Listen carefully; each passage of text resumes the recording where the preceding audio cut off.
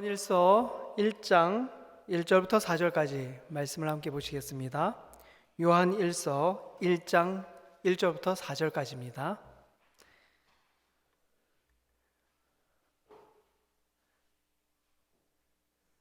요한일서 1장 1절부터 4절까지 말씀을 교독하시겠습니다. 태초부터 있는 생명의 말씀에 관하여는 우리가 들은 바요, 눈으로 본 바요, 자세히 보고 우리의 손으로 만진 바라.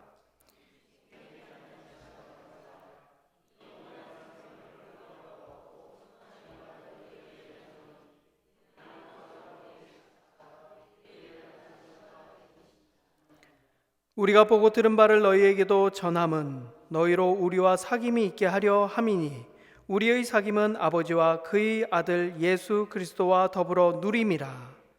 우리가 이것을 쓰면 우리의 기쁨이 충만하게 하려 합니다. 아멘. 교회사는 이렇게 흐름을 타고서 공부하시는 게 좋고요. 또 전체적으로 그 상황이 한 토막만 내서 우리가 공부하기보다는 전체적으로 파악을 하면서 공부를 하면 머리에 오래 남습니다. 지난 주일날 우리가 공부한 거 잠깐 복습하면 이렇게 신약교회는 예수님의 오심으로 시작이 됐고, 또 베드로의 신앙 고백 후에 이 반석 위에 내 교회를 세우리라 하시는 예수님의 말씀이 있었고, 성령님의 오순절날 강림하심으로 그 자리에 모였던 많은 사람들이 돌아가서 여러 장소에서 교회가 시작이 되었다고 했습니다. 특별히 구약시대는 성전 하나고 제사장도 아론 제사장 계열의 대제사장만 쓸 수가 있고 제사만 성전 안에서 드릴 수 있었는데, 이 구약적인 모든 제도를 한꺼번에 무너뜨린 것이 하나님이 로마라고 하는, 로마 제국이라고 하는 제국에 의해서, 티터스라고 하는 장군에 의해서 하루아침에 무너졌다고 그랬죠. 돌 위에 돌 하나도 남지 않고 다 무너뜨리우리라 하시는 예수님의 예언대로 성전이 홀딱 불타버리고, 그 성전 안에 금만, 보통 이 성경에 나오는 금을 환산해 보면 4천억에서 5천억 정도 들어가요. 그런 금이 다 녹아내려갔기 때문에 다 꺼지고 재가 된 후에 돌만 제끼면 금덩어리가 나오니까 로마의 군사들이 돌 위에 돌 하나도 남기지 않고 완전 파헤쳐서 구약은 종결되고 말았다. 성전 없는 제사장 필요 없죠. 성전 없는 제사 필요 없죠. 그래서 열심당원이라고 하는 사람들 960명이 마사다라고 하는 100km 남부에 그 요새가 있어요. 그 높이가 434m인데 여러분 여기 영인산에 며칠 전에 가보니까 그 꼭대기 가보면 막 이 벌판 다 보이잖아요. 사교천도 보이고 다 보이는데 거기 높이가 299m더라고요. 300m밖에 안 돼요. 근데 저 롯데 잠실에 가보면 그 스카이 라운지인가요? 거기 가보면 500m예요. 500m. 그러니까 저도 마사다 가봤습니다만 굉장히 높은 지대거든요. 거기 제일 낮은 지역이 90m예요. 지금 현재로는 케이블카로 가야 되고요. 옛날에는 올라갈 수가 없어요. 로마의 군대도. 근데 제일 낮은 지역이 90m인데 90m를 여기서부터 흙을 쌓아서 차차차차 올라와 가지고 마침내 무너뜨렸을 때 960명 중에 936명이 집단 자살로 끝나고 말았다고 그랬어요. 어린아이들, 극적으로 살아난 어린아이들 5명하고 여자들 2명 외에는 살아난 사람이 없습니다.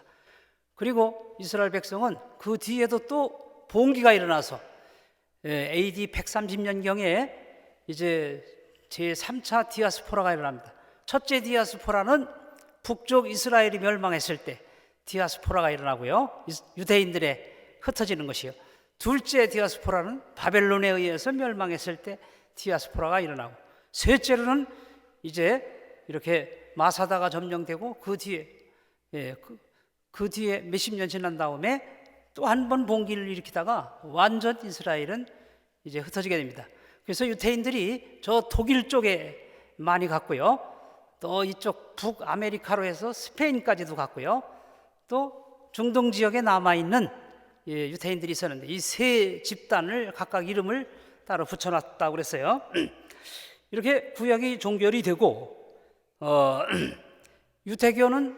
기독교는 처음에 유태교로부터 핍박을 받습니다. 바울도 핍박을 받고요. 스데반도 핍박을 받고요. 그래서 순교당하고요. 그러다가 나중에는 로마 시대 때 네로 황제로부터 콘스탄틴 대제 전에까지 박해를 받아요. 그러니까 네로가 몇 대 왕인고 하니 5대 왕이에요. 콘스탄틴 대제가 몇 대 왕인고 하니 55대 왕이에요. 그러면 5대로부터 54대까지 거의 50대에 걸친 왕들이 기독교를 핍박하는데 250년 동안 계속 박해하느냐? 그게 아닙니다. 그 중에 10명이 특별히 박해를 많이 하는데요. 주로 도시 중심에서, 로마나 이런 도시 중심에서 어떤 때는 5년, 어떤 때는 10년 이렇게 박해를 했고요. 그 사이사이는 또 평화시대가 와요. 계속 박해하면 어떻게 살겠어요? 그래서 유대인들이 또 기독교인들이 숨어 들어간 곳이 카타콤이라는 곳에 또 숨어 들어갔고요. 또 이제 나중에는 이슬람이 등장해가지고 동로마 제국을 다 쓸어버리죠. 다 빼앗아 버려요. 그때 지금 터키 지역인데요. 거긴 소아시아 7교에 나오는 지역이고, 그때도 기독교인들이 다 지하로 들어가서 거기 터키 지역에 가보면 대린구유라고 그런 지하에 10만 도시가 살 수 있는 도시가 10개 이상 건설되어 있다는 거예요. 그렇게 기독교인들은 많은 박해 중에서도 예수를 믿게 됩니다. 근데 기독교가 점점 불어나는 거예요. 나중에 콘스탄틴 대제가 기독교를 공인할 때는 AD 313년, 그때는 이미 기독교인이 10명 중에 1명은 기독교인이 됐어요. 황제 어머니도 믿고 부인도 믿고 또 로마 원로원 중에서도 기독교인이 생겨나서 순교도 당하고요. 근데 어떻게 해서 그렇게 박해를 하는데 기독교가 발전이 되느냐, 부흥이 되느냐? 그것은 이 기독교라고 하는 것은 특성상요, 박해를 받아야 순수해집니다. 핍박을 받아야 정말 예수 믿을 사람, 하나님만 바라보는 사람만 남게 돼요. 난 죽어도 좋습니다. 난 이 세상 버렸습니다. 나와 세상은 간 곳 없고 구속한 주만 바라보겠습니다. 목숨도 아깝지 않아요. 이런 아주 철저한 생명 내놓고 믿는 사람들이 생기기 때문에 그분들은 어때요? 철저한 기독교인이죠. 그러니까 친절해요, 진실해요, 거룩해요. 당시 로마는 사치와 음란 방탕으로 어마어마했어요. 그래서 교부 가운데는 이단에 빠진 분도 있어요. 터틀리안이라는 유명한 교부는 도나투스라고 하는 이단, 거기에 빠졌어요. 왜? 거기는 철저해요. 아주 금욕이고 도덕적으로. 그러니까 그 당시 사회가 얼마나 교회나 이런 데 가서 썩었던지 차라리 거룩한 이단에 가겠다 할 정도로, 그 정도로 타락이 되는데, 기독교인들은 사치하지 않지요, 방탕하지 아니하지요, 진실해요, 고아와 과부와 병자와 가난한 자를 돌봅니다. 잡혀가면 얼굴이 환해가지고 기쁨으로 순교당하는 거예요. 순교를 너무너무 당하기를 원했기 때문에 순교를 미덕으로 생각했어요, 초대교인들은. 그래서 교회에서 함부로 순교하면 안 된다, 순교의 규칙을 정해줄 정도예요. 일부러 순교하지 마라, 이렇게 규칙을 정해줄 정도예요. 그런데 그래서 순교자들이 늘 마지막 부르는 노래가 찬송가 3장 4장이라고 그랬죠. 성부 성자 성령 영원히 영광 받으시옵소서, 태초로 지금까지 또 영원토록 영광 아멘 할렐루야, 그런 내용으로 찬송 부르는 겁니다. 그래서 3장 4장에 보면 작사자가 트래디셔널, 전통적으로 세컨드 센츄리 이렇게 돼 있죠. 2세기에 지어진 전통적인 이 순교 찬송입니다. 3장 4장은. 자, 이렇게 기독교가 점점 부흥이 되고 박해 중에도요, 이렇게 박해를 하는데 그래서 이 초대교회 교인들은 아멘 주 예수여 어서 오시옵소서 재림신앙이 있었어요. 마라나타가 아람어로 come, O Lord come, 빨리 오 주여 빨리 오십시오 그 말이에요. 주님 빨리 오세요. 인사말이에요. 성도들이 모입니다. 마라나타 뜻은 알고 계셔야 돼.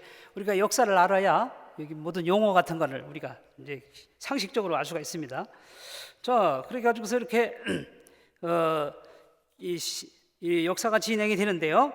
이제 지난번 5번까지 했고요. 6번부터는 이제 이단이 등장하기 시작해요. 이단. 이제 소위 문화 접변이라는 것이 일어납니다. 영어로 acculturation이라고 그러는데 한 문화가 기독교 문화가 다른 문화로 전해질 때 거기에 있는 문화와 이렇게 융합이 되는 거예요. 영향을 받기도 하고 영향을 주기도 하고. 그래서 인도나 태국 이런 데 가보면요. 교회 가면 새로운 교회에 들어가면 거기서 안내할 때 이렇게 두 손을 불교 무슨 불당에 가서 하는 거 마냥 어서 오세요 이렇게 해요. 그 교회 안에도 내가 지금 불당에 왔는지 신당에 왔는지 교회에 왔는지 헷갈릴 정도로 꾸며놓은 것도 그렇고요.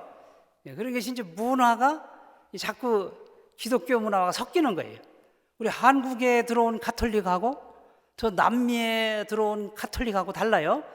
남미에 가보면 뭐 완전히 달라요. 뭐 성모 마리아 탄생한 날 다니면서 우리나라 새벽송 마냥 다녀요. 가서 그 집에 가서 바가지 들고 가서 노래 부르면 모여가지고 그러면 그 집 주인이 나와가지고요 과자도 주고 돈도 주고 막 그래요. 그 앞에 꾸며놔요. 집 앞에.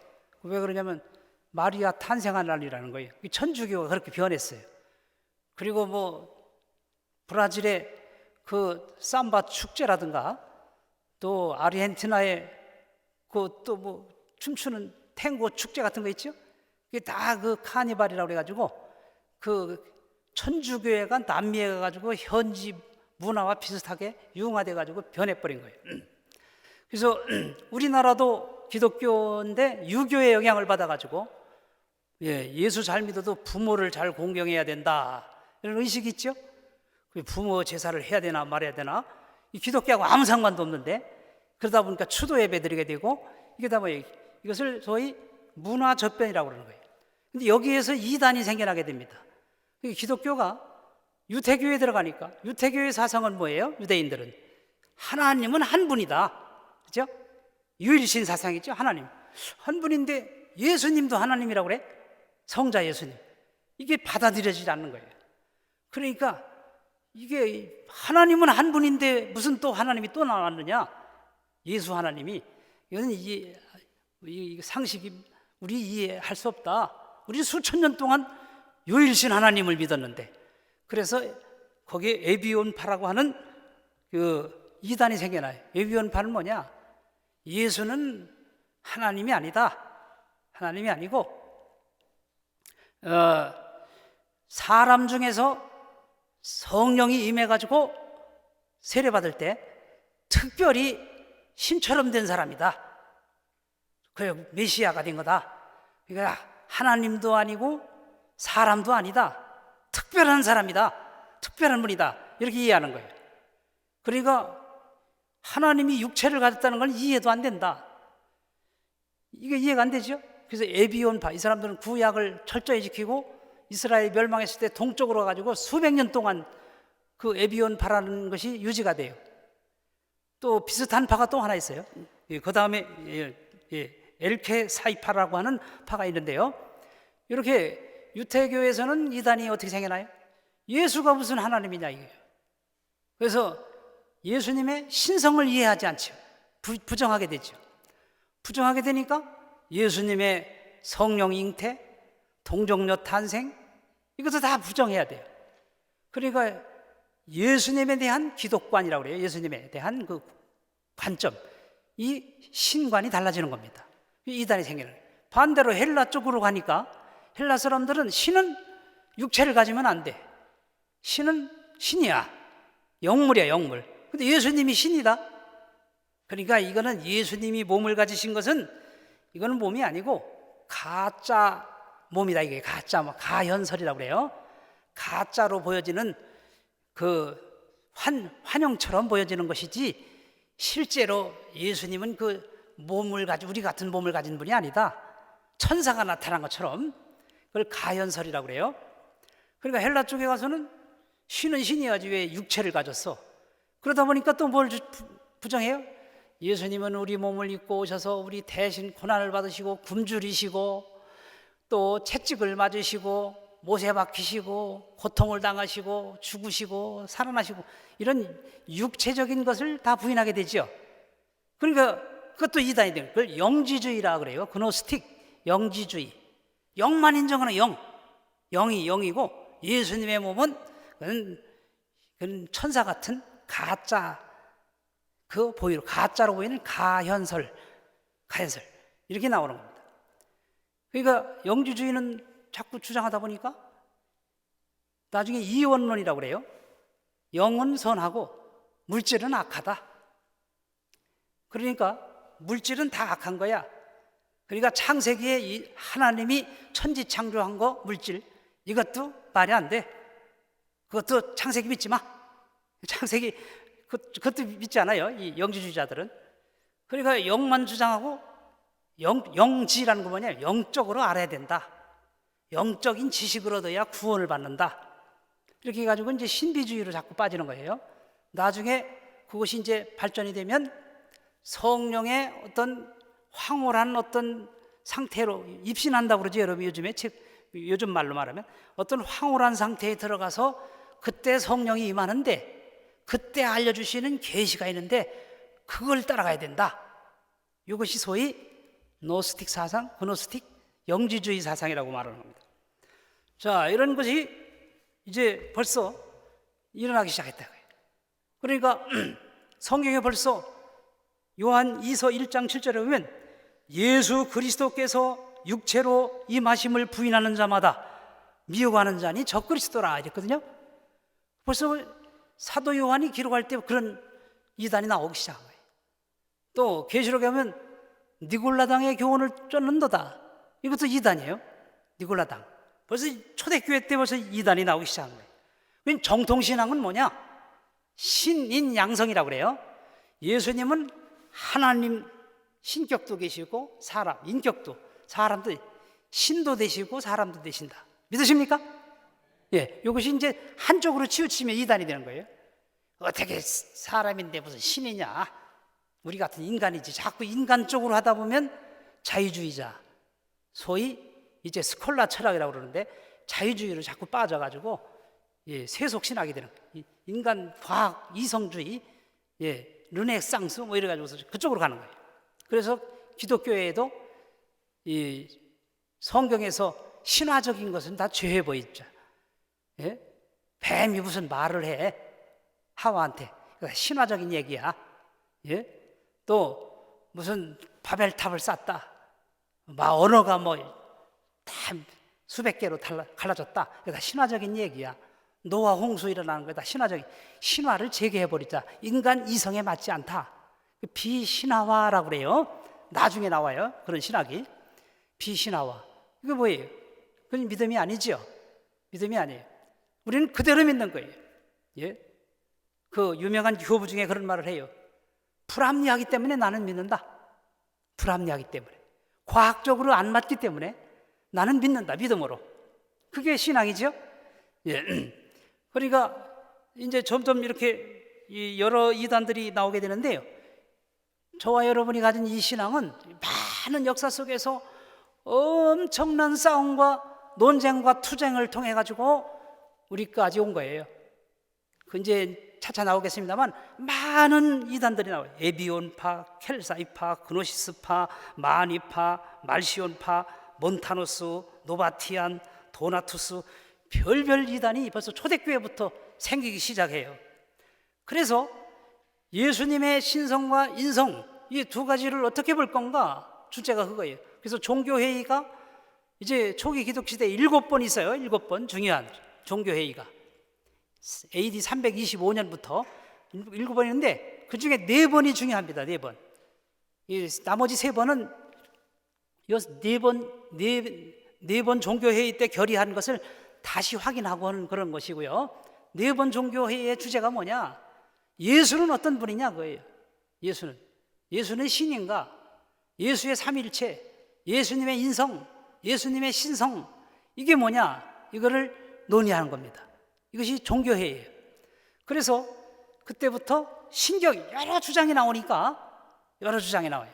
그러니까 이단이 한 교리가 나오면 사람은 영은 거룩하고 육은 악하다. 물질 계약설이라고 그래요. 물질은 계약. 그러니까 거기서 파생돼 가지고 여러 가지 또 교리가 나오죠. 밥을 많이 먹어도 죄를 많이 먹는 거야. 악을. 밥 조금만 먹어. 금식해. 예? 그러죠? 이게 물질 계약설이에요. 그리고 예? 결혼하는 것도 죄. 아이 낳는 것도 죄. 물질이 자꾸 많아져요. 이런 이론이 자꾸 생겨나요. 이래서 나중에는 이상한 교리가 막 생겨나요. 별별 교리가 다 생겨나요. 근데 그런 것을 다 이기고 지금 여러분이 믿는 신앙, 이거 우리가 믿는 신앙, 이게 중요한 겁니다. 그래서 사도신경을 보면 이때 신경이 나와요. 신경의 내용이 뭐냐? 한번 보세요. 사도신경 펴보세요. 사도신경을 보면 여기 성부, 성자, 성령을 다루고 있어요. 첫째 마디가 전능하사 천지를 만드신 하나님 아버지를 내가 믿사오며, 성부죠, 그렇죠? 성부는 한 문장밖에 안 돼요. 성령은 어디 있어요? 한참 가다가 성령을 믿사오며, 딱 한마디죠. 성령이에요. 나머지는 뭐냐? 이거 전부 성자예요. 예수님. 성자는 어떤 분이요? 두 번째 줄부터 그는 그 외아들 우리 주 예수 그리스도를 믿사오니, 예수님은 성령으로 잉태했다. 동정녀 마리아에게 낳았다. 본디오 빌라에게 고난을 받으셨다. 예수님은 십자가에 못 박혀 죽으셨다. 장사한 지 사흘 만에 살아나셨다. 하늘에 승천하셨다. 전능하신 하나님의 편에 계시다가 다시 오신다. 산자와 죽은 자를 심판하러 오신다. 그리고 나머지는 교회, 성도와 교통하는 것, 죄 용서받는 것, 부활하는 것, 영원히 사는 거예요. 그러니까 제일 많은 내용이 뭐예요? 성자 예수님이죠. 왜냐하면 초대교회 때는 예수님이 누구냐? 이분이 하나님이냐 사람이냐? 이거에 대해서 치열한 논쟁이 있었기 때문에 거기에서 이제 아리우스라고 하는 이단자가 나와요. 또 아리우스설이라는. 아리우스는 뭐냐? 예수님은 하나님도 아니고 신도 아니다 그거예요. 그래서 예수님은 성부 하나님이 낳으셨다. 성부 하나님으로부터 창조되신 분이다. 성부 하나님이 성자 예수님을 창조하셨다. 그렇기 때문에 성자 예수님이 없었던 때도 있었다. 말이 되죠? 왜냐하면 성부 하나님이 성자 예수님을 낳아주셨으니까 성자 예수님이 없었을 때가 있어야죠. 뭐 이런 식으로 이론이 가는 거예요. 그래서 니케아라고 하는 325년 첫 번째 총교회의 때 이 치열한 논쟁을 벌여가지고 거기에 강력하게 5번이나 파면당하면서 나중에 유배당한 아타나시우스라고 하는 이 교부가 이 진리를, 우리 정통 진리를 싸워요. 그런데 이 아리우스 이 교리는요 벌써 동방종교의 그쪽으로, 동방 쪽에 많이 퍼져가지고 콘스탄틴 대제, 기독교를 공인하는 콘스탄틴 대제 황실로부터 아리우스파가 많았어요.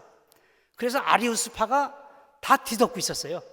근데 우리가 믿는 이 아타나시우스 정통파는 저 알렉산드리아, 그러니까 아프리카죠. 아프리카, 이집트 쪽, 그쪽에서 이 신앙을 가지고 있었는데 아타나시우스라는 분이 강력하게 주장을 해서 5번씩 파면당하면서 싸워가지고 나중에 이 아타나시우스 정통파가 언제 나오는 거 아니? 샤를마녀 대제라고 들어보셨죠? 나중에 이제 그 게르만 민족이 이제 서로마를 멸망시키고 그 게르만 민족이 여러 분파인데요. 그 중에 프랑크라고 하는 족이 있어요. 그게 바로 프랑스, 독일, 이태리의 조상입니다. 거기에 샤를마뉴라고 하는 대제가 나와가지고 이 아타나시우스파하고 연합을 해가지고 그래서 다시 유럽을 정상 정통 신학으로 돌려놓게 돼요. 그 때문에 저와 여러분이 가진 이 지금 현재 신학 체계, 여러분이 찬양 부를 때 저는 그 가사들을 보면서 참 감사하다. 우리는 아무렇지도 않은 것처럼 그냥 하나님은 나의 반석이시고 주는 나의 반석 산성이요, 다 이런 찬송 부르지 않아요? 근데 그 이면에는 깊은 교리적인 그 고백이 있는 겁니다. 담겨 있는 겁니다. 그 고백은 그냥 나온 게 아니에요. 우리처럼 안 믿었다고 말이에요. 초대교회 때부터. 그러니까 이렇게 많은 이단 분파가 나고, 뭐 펠라기우스도 나오고, 또 나중에는 뭐 여러 가지 도나투스도 나오고, 또 여기 아리오스파도 나오고, 나중에 알미니안 파도 나오고, 칼빈 파도 나오고, 많은 파들이 이 교리 논쟁 때문에 거기서 이제 헤어지기도 하고 싸우기도 하고요. 나중에 구교와 신교가 또 싸워가지고 엄청난 7천만 명 이상의 목숨을 잃잖아요. 예, 엄청난 싸움 끝에 여러분이 가진 이 정통지리, 이 사도신경을 고백하는 이 정통교리까지 왔어요. 그런데도 교파가 많죠. 장로교, 감리교, 성결교, 오순절, 침례교 많은 있죠. 그래서 소위 복음주의적, 개신교 복음주의적 교단들이에요. 조금씩 달라요. 뭐 침례하는 방법이 다르고, 교회를 감독이 할 건가 장로가 할 건가, 뭐 그런 점에서, 예, 그런 점에서 좀 달라지는 거지. 예, 또 은사를 인정할 건가 안 할 건가, 지금도 예언 뭐 사도직이 있나 없나, 신사도 운동이라는 게 또 나와요. 그런 데서 이제 교파가 달라지는 거예요. 자, 그래서 사도 7번에 신경이 그렇게 해서 이제 등장하게 되었다. 예, 예수님을 어떻게 보느냐? 지금도 여호와 증인은 옛날처럼 이단 사상을 가지고 보는 사람들이죠. 자, 그러다가 8번에 보시면 신약 성경을 집필하게 됩니다. 이제 신약 성경은 왜 집필하게 되느냐? 이제 250년 동안 로마의 박해 속에 네로 박해 당시에 12사도 중 거의 다 돌아가시고 사도 요한만 끝까지 살아남죠. 그런 다음에 이제 그 예수님의 이 사도들이 살았을 때는요, 예수님 따라다녀 봤잖아요. 제자들이 오병이어 행하는 거 봤어. 물 위로 걸어오시는 거 눈으로 봤어요. 예수님 품에서 막 베개 비고 사도 요한은, 예, 누워도 있었고요. 예수님이 찢어주는 성만찬 떡도 먹어보고, 예수님이 산상보훈하시면 그 교훈의 말씀도 직접 듣고. 그런데 이분들이 돌아가시는 거예요. 그래서 여기 요한일서 오늘 읽은 내용에 보면 태초부터 있는 생명의 말씀에 관하여는, 말씀은 로고스, 곧 말씀이 육신이 되어서 오신 예수님을 말합니다. 우리가 들었다, 직접 귀로, 눈으로 봤다, 우리 손으로 만져봤다, 이렇게 말하죠. 2절에 우리가 보았고 증언했다, 3절에도 우리가 보고 들은 바를 너희에게 전한다. 사도들은 그런 권위가 있어요. 그러니까 권위라는 것은, 사도들의 권위는 대단하지요. 왜요? 직접 죽은 나사로 살리는 것도 봤고, 오병이어 행하는 것도 봤고, 물 위로 걸어오시는 것도 봤고, 다 봤잖아요. 현장에서 봤어요. 당시에는 믿음이 없었는데 예수님 부활 승천하신 후에 사도들의 권위는 엄청, 사도행전에 완전히 달라집니다. 180도 그 권위가. 그런데 그 다음에는 누구냐면 속사도라고 그래요. 사도들의 사도, 제자. 그러니까 제자들의 제자. 거기에는 igna티우스 이런 분들이 나와요. 여기는 안 나왔습니다만 오늘 유인물에는, 이분은 예수님이 안고서 어린아이들 내게 오는 걸 금하지 마라, 그래서 안고서 기도해 주셨죠. 그때 그 기도받았던 사람의 전승에 의하면 igna티우스라는 분은 나중에 안디옥 교회의 감독이 됩니다. 그 친구가 바로 폴리갑이에요. 이런 아이들. 그러니까 그분들까지도 권위가 있어요. 그러니까 호랭이를 직접 봤단 말이에요. 산에 가서 직접 보고서 막 말하는 사람하고, 봤다는 사람하고 들어가지고 말하는 사람하고 그 파워가 다르겠죠. 예. 박 목사님 사모님이 산에 가서 호랭이 봤어. 진짜 봤어. 그러니까 와서 얘기할 때 되게 막 눈이 휘둥그레져가지고 말이에요. 호랭이가 막 이걸 실감 나게 할 거 아니에요. 근데 들었다는 사람, 집사님이 듣고서 얘기를 해. 우리 사모님이 봤더니 눈이 이거 많고 털이 막 이렇고 노랗고 막 이만 송아지 많더래, 황소 많더래. 말이 달라지죠. 예수님의 직접 따라다니면서 듣고 보고, 손으로 만져보고, 그 품에 누워보고, 떡 만져 받아서 먹어보고, 그 사람 다르겠죠. 죽은 사람 살려내는 거고. 그래서 이분들이 돌아가시니까, 이분들이 돌아가시면 어떻게 해요? 돌아가시면 이게 전해줄 사람이 없단 말이에요. 그래서 성경을 쓰기 시작해요. 또 교회들이 막 번져나가니까 이 사도 제자 한 분이 여러 수십 개 수백 개 교회 다닐 수 없어요. 몸은 하나인데. 그래서 편지를 쓰기 시작하는 겁니다. 그래서 성경은 서신서가 나오죠. 바울도 바울, 로마서, 고린도 전서, 두 번째 보낸 고린도 후서, 갈라디아 교회 보낸 갈라디아서, 데살로니가 교회 보낸 데살로니가 전서, 후서 이렇게 나오는 거예요. 그래서 당시에는 그게 바로 지금처럼 뭐 유튜브도 없고 핸드폰도 없고 전화도 없고 전부 편지를 써야 돼요. 예, 교회들을 지도하려면. 그래서 그 편지들이 이제 회람하라고 그러죠. 여기서 본 다음에 저기로 봐라. 그걸 공동서신이라 그럽니다. 예, 내가 준 편지를 너희가 본 후에 다른 교회도 보내서 봐라. 바울이 그런 말 하죠. 예, 이런 편지들이, 근데 편지들이 사도들만 쓰는 게 아니고 또 속사들만 쓰는 게 아니고 이단자들도 쓰는 거예요. 예, 이단자들도. 아리우스도 쓰고, 예, 에비온파도 쓰고, 그때 그 당시에도 자기들 파를 또 지지해야 되니까요. 그러다 보니까 이게 어느 게 진짜냐, 어느 게 진짜 그 성경적 가치가 있는가, 이것을 정경화 작업이라고 그럽니다.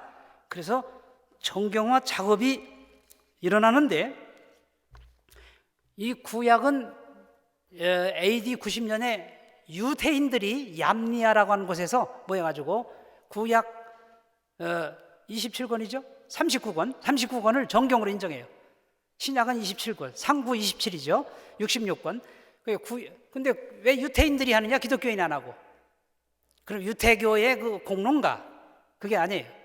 이미 그 당시에 다 교회들이 39권을 정경으로 인정하고 쓰고 있었기 때문에 그냥 유태교에서 회의할 때 인정해 준 거예요. 정식으로. 그 회의에서 기독교인을 박해해라. 그런 것도 가결해요.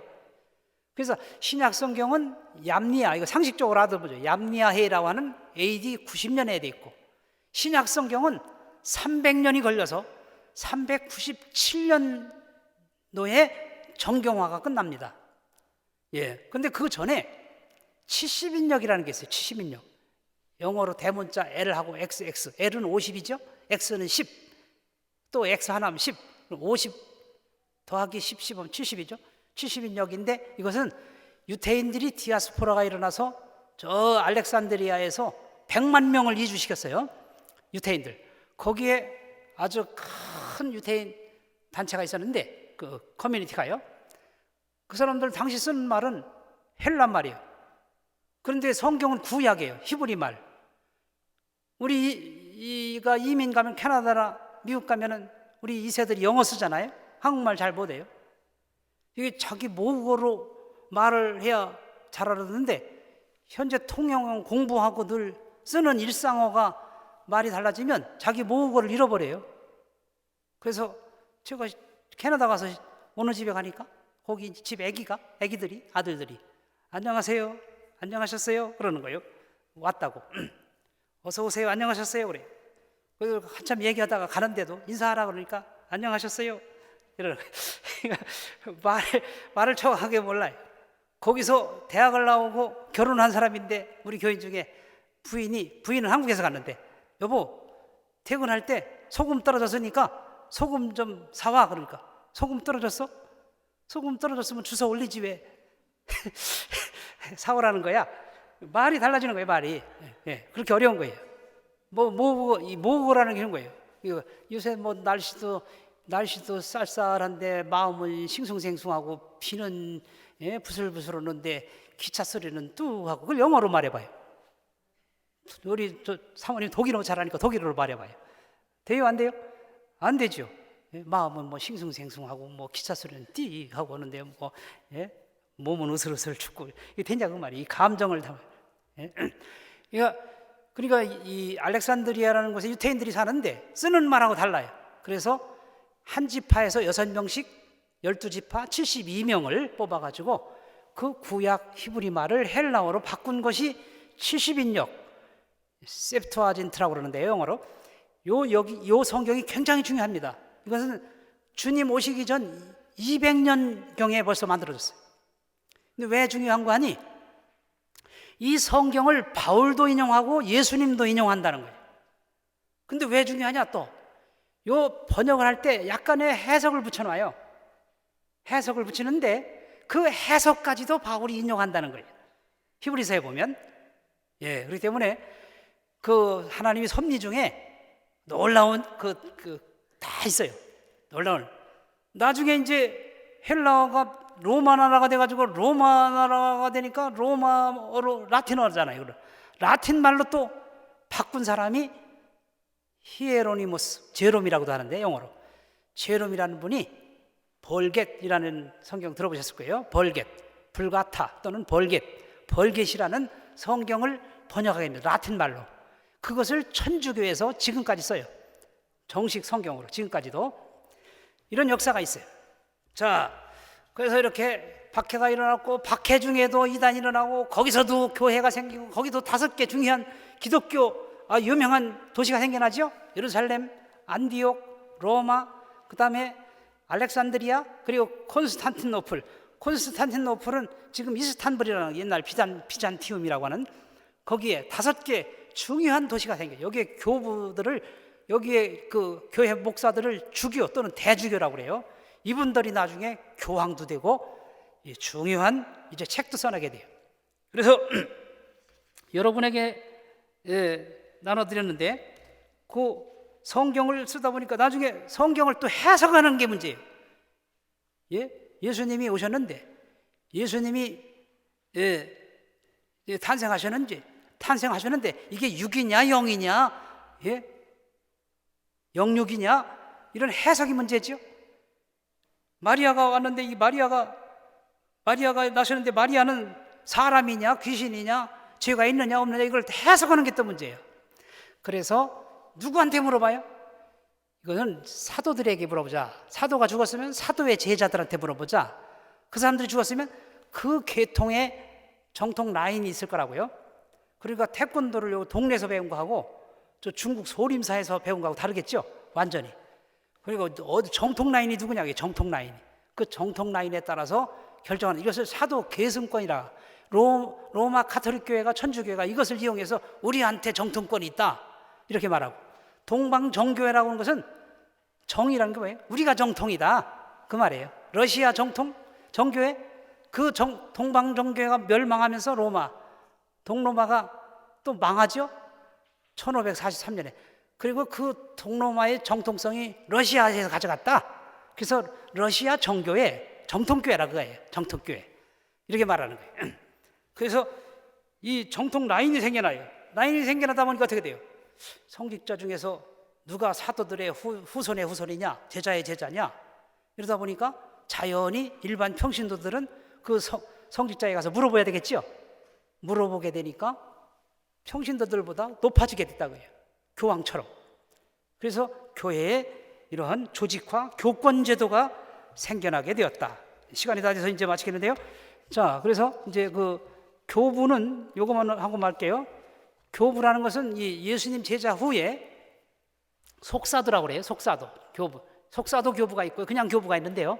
그냥 교부는 그 제자들하고 상관없이 제자의 영향을 받은 사람이고, 속사도는 예수님의 제자의 제자 이런 분들이 있는데요. 크게 이 콘스탄틴 대제가 기독교를 공인하기 전에 6명이 특별히 나타나고요. 많이 있어요. 많이 있는데 특별히 우리가 역사 속에 알아야 될 6분, 또 공인 후에 8분인데 동방교회가 4분, 서방교회가 4분이 되는 겁니다. 그래서 이분들은 예를 들어서 우리 한국을 빛낸 인물 10명을 뽑아봐라. 그럼 학자마다 다를 거 아니에요. 이순신 장군을 넣는 사람도 있고 안 넣는 사람, 박정희 대통령을 포함시키는 사람도 있고 포함 안 시키는 사람도 있고, 이승만 대통령을 넣는 사람도 있고 안 넣는 사람도 있겠죠. 그와 같이 이 교부, 니케아 회의 전 교부, 박해 시대 때 있었던 교부 6명, 이분들은 굉장히 중요한 분이에요. 순교자 저스틴이라는 분이 있고, 이레네우스, 클레멘트, 오리겐, 터틀리안, 퀴프리안, 요 분들이 박해 시대에 있었던 그런 분들이고요. 그 다음에 평화 시대 공인 후에 동방서방 네 분씩 아타나시우스 유명한 분들입니다. 크리소스톰이라는 분, 또 바실레우스, 또 나지안 조스라는 곳에 그레고리우스라는 분이 있고, 서방에는 암브로시우스, 그 다음에 어거스틴 많이 들어보셨죠? 또 성경을 번역한 제롬, 그리고 교황 최초의 교황이 된 대그레고리오, 이런 분들이 이제 근데 그 일일이 다 말씀드릴 시간이 없어서 유인물로 여러분에게 나눠드렸어요. 이분들에 관한 그 이야기 에피소드들이 많은데 그것도 아주 감동적인 일들이 많고요. 그렇습니다. 이거 자세한 것은 자료로 드리겠습니다. 다 끝나면 여기까지 말씀드립니다. 기도하시겠습니다.